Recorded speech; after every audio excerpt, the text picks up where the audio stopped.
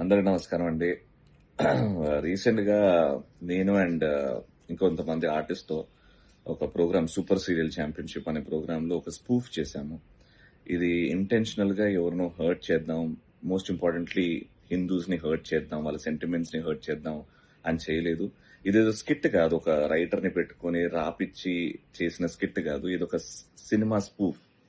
ఆ cinema scene ని on stage మేము ప్రదర్శించాము. అండ్ దీనివల్ల చాలా మంది హిందూస్ హర్ట్ అయ్యారు అని తెలిసింది. చాలా కాల్స్ వస్తున్నాయి, అలా చేయడం తప్పు అది ఇది అని.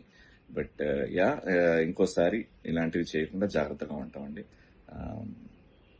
జై శ్రీరామ్, జై హింద్. అందరికి నమస్కారం అండి.